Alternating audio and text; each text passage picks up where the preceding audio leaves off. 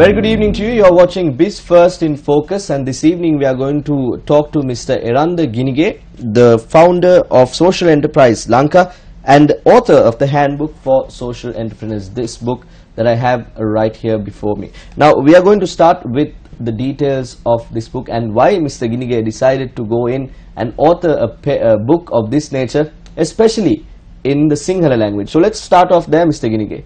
First of all, before we get into the details of the book and why you decided to go in, let me ask you, why in Sinhala?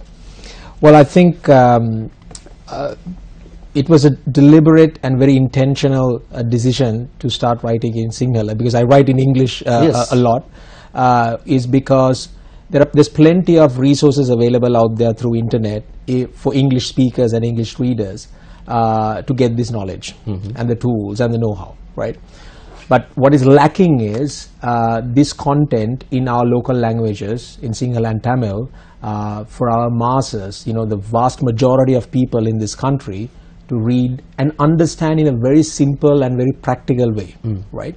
So this book has been coming ever since I founded Social Enterprise Lanka, because there was a huge demand from people, can you sort of encapsulate all this information into a book? So it has been coming for quite some time, and it actually distills over 10 years of my experience in the space of developing first entrepreneurship, because back in 2008 we started the whole graduate entrepreneurship development in this country while I was working at the British Council, and through that journey, and then introducing social entrepreneurship. It was through one of my programs we introduced the concept of social entrepreneurship, and I remember back in 2014 Sirasa, Newsfirst and the team gave huge support. So I'm very grateful and thank you. And in fact, this is the very first media interview on the book, so I'm really, really grateful for you. So this is for the masses, right? And my priority next is to get this translated into Tamil, so that our local language speakers, the vast majority of people, will get the knowledge, the know-how of the latest business world and what is happening in the business world, the future of business. And when you say this book is for the masses, who are you actually targeting? Are you looking at people who are just thinking about entrepreneurship, or are you speaking about people who know something about entrepreneurship, or are you targeting the experts who are already in the entrepreneurship business and an established individual, if I may call it that? Well, actually the book is for everybody, right? Particularly people who are aspiring to start a social enterprise. There's a huge young generation particularly who want to become entrepreneurs, who want to do their own thing, but they want to do it in a very responsible way, in the form of a social enterprise. Some of them might not even know what is a social enterprise, but they have the thinking because they are aware of it. And then there are also entrepreneurs and people in the development space, this loose term of NGO sector. They also have realized that the way that they're doing their business is very harmful, or the NGOs, it's not really impactful. It's very difficult for them to sustain it. So that group also wants to become social enterprises, social entrepreneurs. So that's another group of people that will benefit from this. At the same time, the more established people as well are now beginning to realize that this is not working, right? There needs to be a better way of doing business. So here you have it. This book will give that new information. But particularly there's another group, that there's the university students, right, who will become leaders, right, who will enter into enterprise, who will enter into workplace. This book will give them a lot of knowledge on how to operate when they enter the workforce, and also the school children. Because Chaturanga, if we want to change how we do business in a country, right, for betterment, then we can't simply change the current lot of people, right? We need to change the future. Right. So that future is currently in the schools. So that is why we absolutely need to get this knowledge to the school children. Eranda, very interestingly, now when you speak about the people who are established, let's talk about them for a bit as Sure. well. Now they know what they're doing, and but even while they know what they're doing, the world keeps on to be changing. The world is evolving day by day, and the business world too is evolving. And we know, as you are a pioneer in bringing the social enterprise to the concept of it to Sri Lanka back in the day, you know that from that time to this time there have been many changes as well. Sure. Things like the triple bottom line, CSR 2.0, things like that come into play when it comes to speaking about business. So if I may ask you, can this book give the people who are reading it an idea of the new trends as well? Absolutely. So, you know, the book is structured in a way, in a very, very practical way, and it is structured with a lot of real experience, Chaturanga. You know, because since 2015 we have been on the ground around the country, from Patikalo to Bandaravela to, you know, down south all the way to Jaffna. We have been delivering training programs at the grassroots level, you know, and, you know, doing stuff like the business model canvas with, you know, sometimes women who can't even write their own name, right? So, and with that knowledge, and also we are the first to do, we did Sri Lanka's very first university program on social entrepreneurship, right? So this comes with a lot of real first-hand experience of delivering this knowledge, right? Because we use the international tools, but we have to localize them. So the book is structured in a way that it goes on, you know, first starting, who is an entrepreneur? You know, what is the difference between entrepreneurship and social entrepreneurship? So it breaks down the basics, and then it has an entire chapter on the principles of modern sustainability, right? So we talk about triple bottom line. You know, if you don't know triple bottom line, you can't be a social entrepreneur, right? So and we have, I'm sort of giving singular words for it, right? Tritva minum danu. And then we talk about the real concept of sustainability. You know, the word sustainability is abused, right, by various UN and various other organizations. It's abused. So it's about the ability to sustain in the long run, and we give examples and we explain it. And then CSR 2.0, this transformational CSR, and then circular manufacturing, circular economy, you know, concepts like that. And my own theory of social enterprise, which I have proposed and which is being right now discussed in the international arena. So, you know, it's all in the book with diagrams, right? So yeah, this has all the latest, well, you know, it is latest for us, but it's been there in the world for quite some time, but that knowledge has not gone into a common man because of the lack of language, because of the language barrier, right? Yeah. So all that is very simply explained in a very simple way with practical examples in this book. With that, Eranda, we had to go into a short commercial break. Stay with us. We're talking to Mr. Eranda Ginige about the book that he has authored. We'll talk about several economic problems faced by rural Sri Lanka and why it has led to this situation in terms of the economy of the country. After we come back, stay tuned.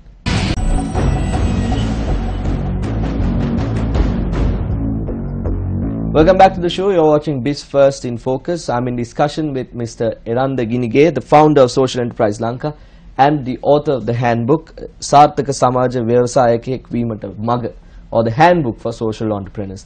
Now, Mr. Ginige, before we went into the break, we spoke about the new trends that you have included, and you said these new trends have been there in the world, but because of the language barrier, there have been certain delays in it coming into our country and for the people to go through them. Now, it is important for a person to know these things and understand the tools that are also there in the world to actually become social entrepreneurs and start their own social enterprise. So what can you talk about in terms of the tools that you have provided through the book? Sure. I think that's a brilliant question, because when somebody wants to become an entrepreneur, they don't know where to start from. Sure. You know, how to think, you know, what to plan, what to do first, and so on. So, but those tools are available, right? It's available. It has been developed, designed, and it's been practiced even from Silicon Valley to all the universities, all incubators and enterprise development, you know, institutions. So those tools, the latest tools, have been very practically presented in Sinhala format. Some have been sort of improved to the local context, like for example the social enterprise model. How to model your enterprise, because that is important for any entrepreneur.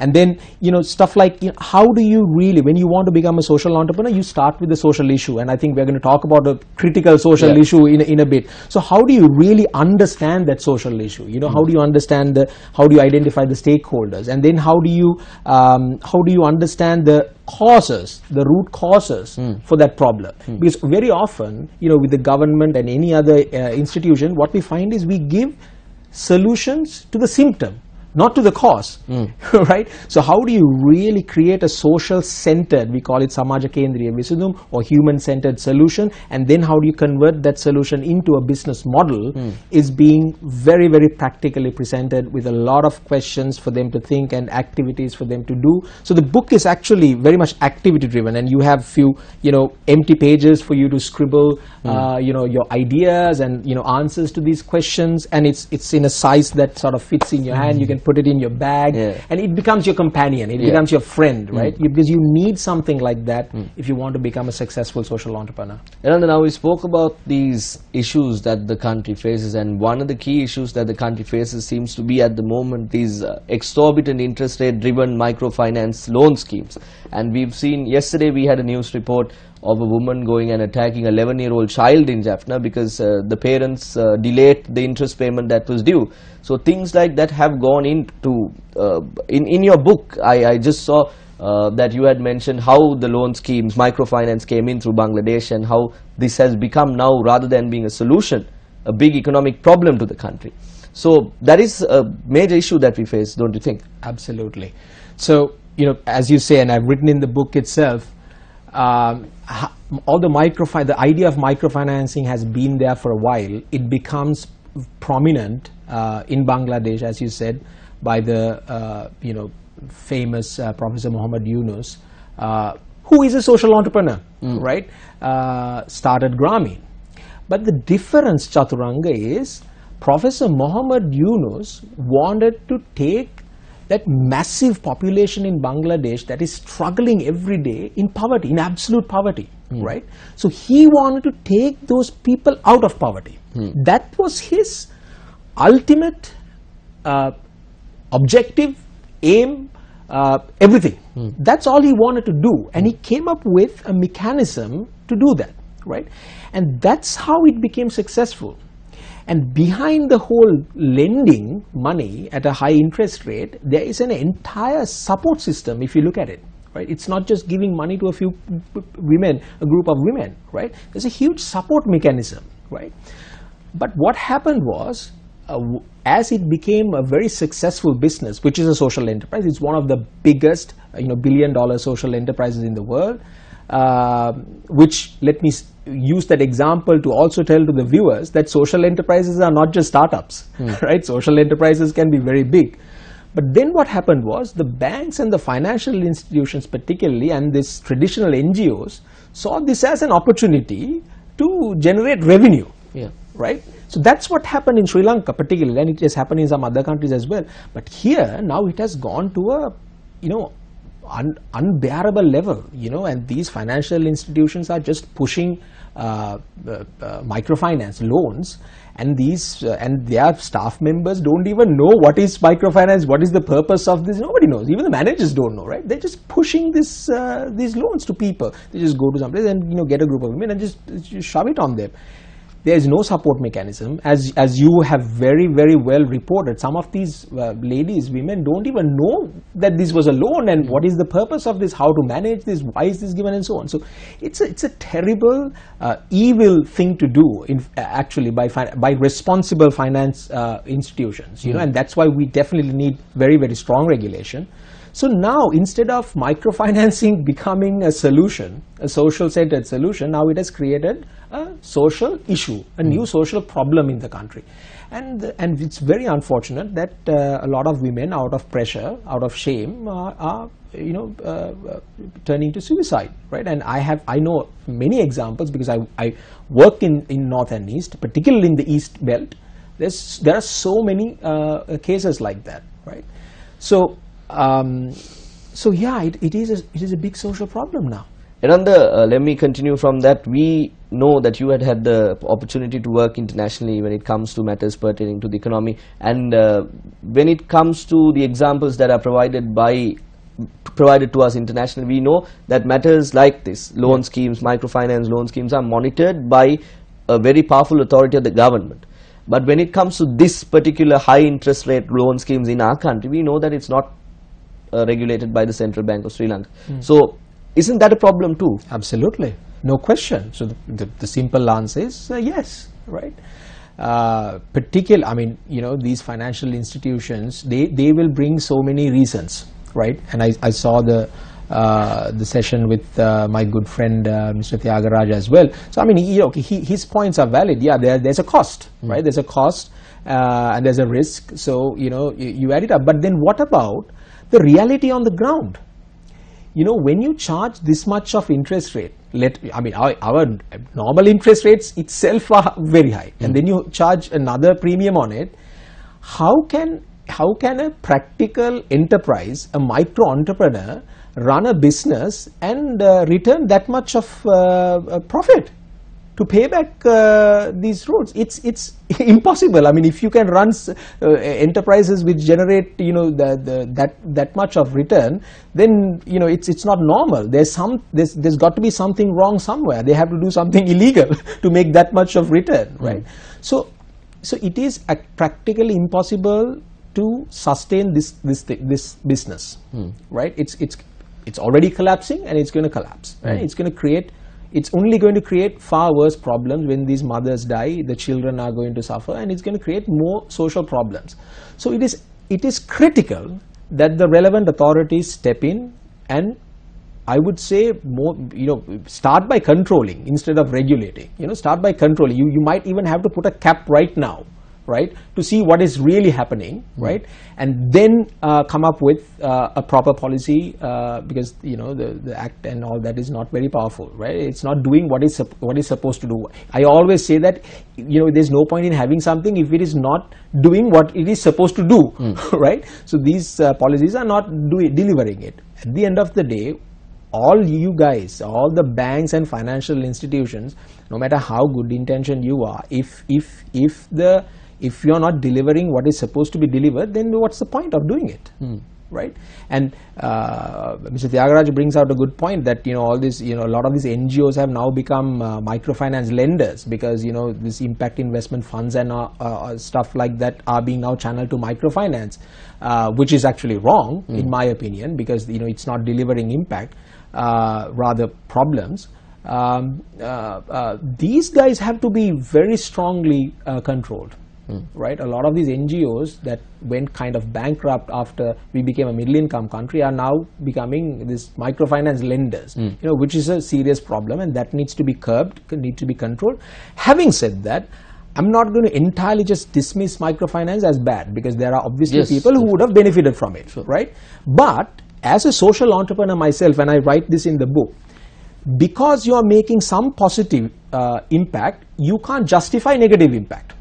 Right? My point is, if there is at least one woman dying, you know, killing herself out of shame or because she can't pay the interest of microfinance, then that is a failure of the microfinance industry collectively, right?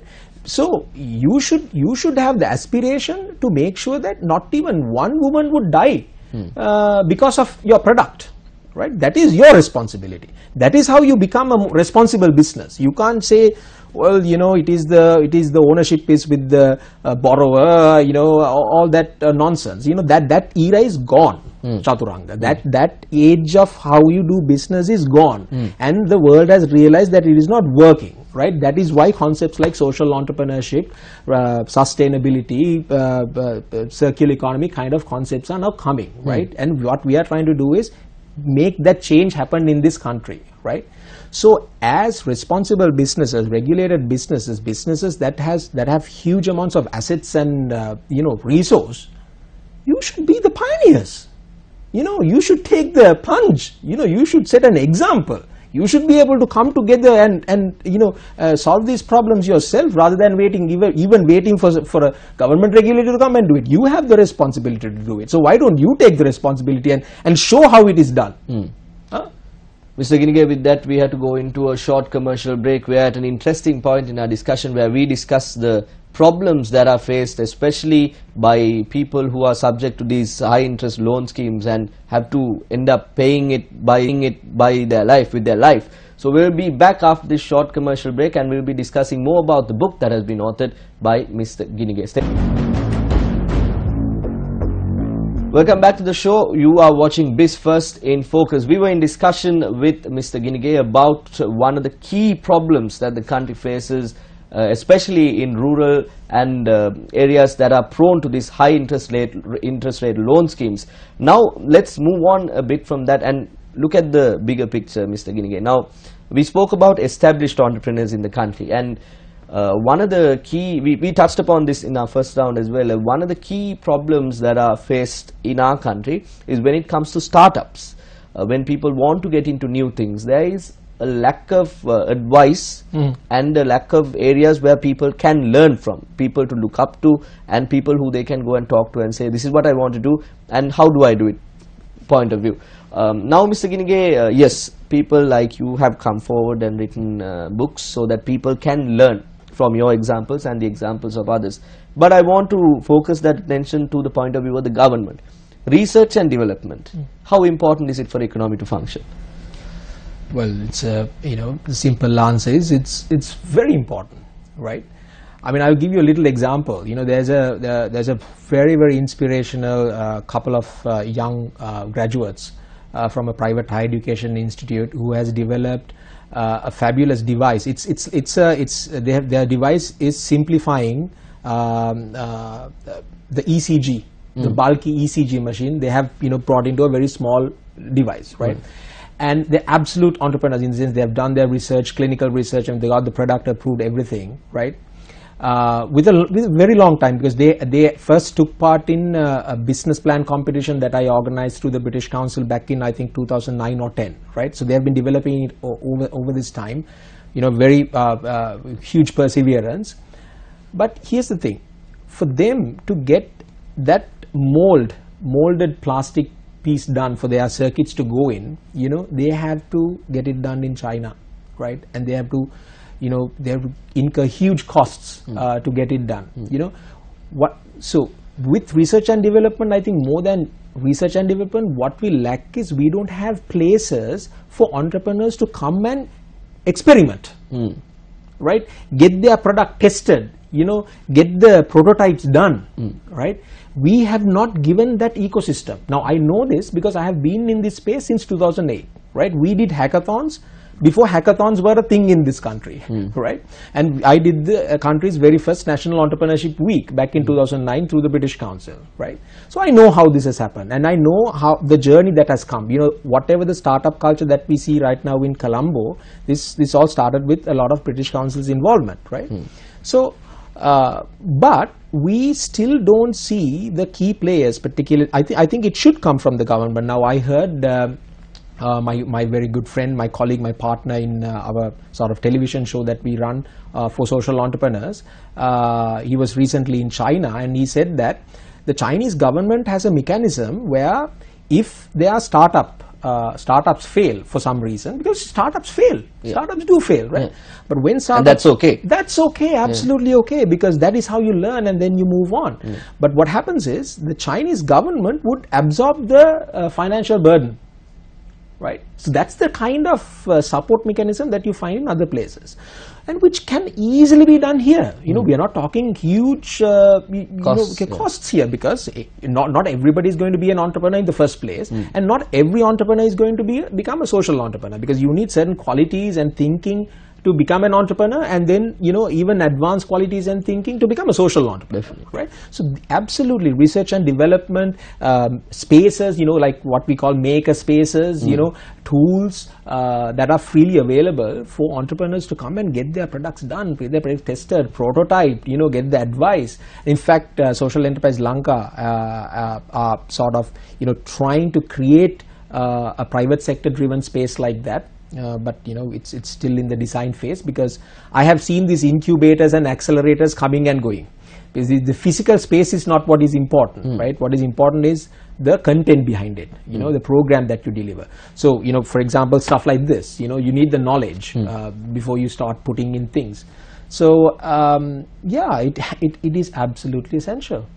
Finally, my question to you, Eranda, is now our country seems to be sometimes looking at a good export quantity and then looking at a bad export quantity. We are looking at political stability, then there is political instability, policy inconsistency, political inconsistency.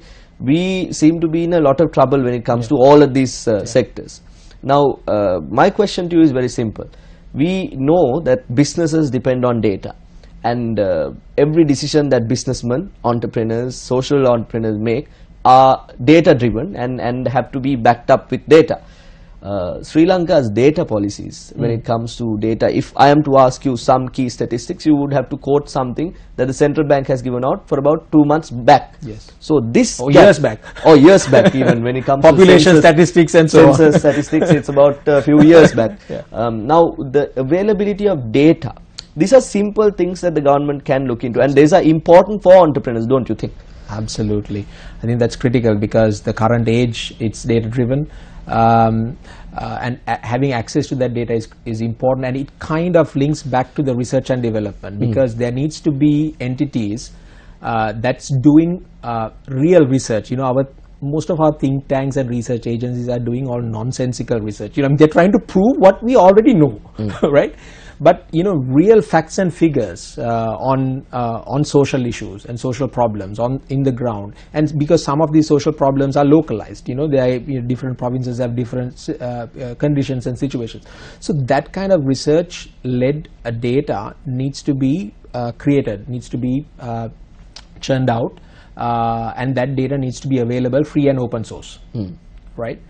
So that people can actually make use of that data. And there also needs to be entrepreneurs who will make use of that data to create meaningful insight, meaningful information out of that data, right?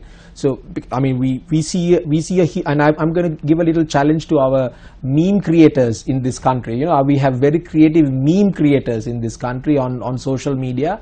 While you do that, why don't you also use that creativity to create infographics? Infographics highlighting social, environmental, economic problems in this country, so that people will know the extent of this problem. It's one thing saying sea level rising. Sea level will rise by 1 meter or 2 meters but when you show on a map all the areas that are going to be submerged, that gives you the impact, right? It's one thing to say we put this many metric tons of carbon dioxide into the air, but when you show how many fully grown trees are needed to absorb that much of carbon dioxide, it makes sense to people, right? So you need to have a culture. We need to have a culture of information, data, and meaningful discussion on that data. And I think hopefully, we can engage more on platforms like this to talk about those social issues, fact-driven, data-driven, evidence-driven discussion on social and environmental problems, both Sri Lanka and globally, so that we can make sense. Because, Chaturang, the last thing I want to say is that, look, this social, we are currently calling it social enterprise. Future generations will call it something else. But this is a new way of doing business, because the old way has failed, right? This is the new jump of human civilization. We are in a very interesting time in the world, right? We are making a huge leap in how we do business, everyday living. There's a generational shift happening, right?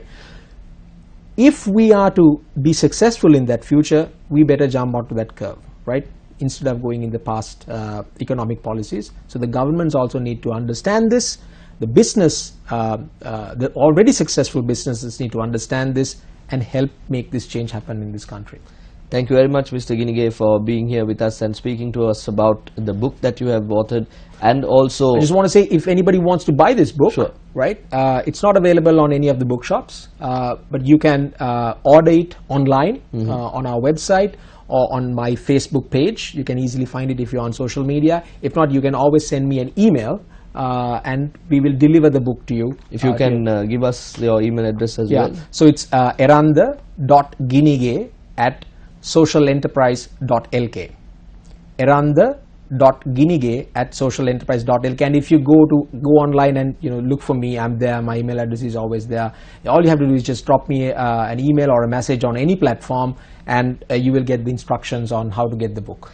Thank you, Mr. Ginige, once again for coming here and talking to us about the book that you have authored, and also several key issues that should be highlighted to the stakeholders, to the people who are responsible, and to the people who are holding power in our country, the elected public representatives, to actually do something about them. So once again, before we go, a special thank you to you for coming here and talking to us. And that's all we have for you from Biz1st in Focus this evening. It was lovely to have you. Take care.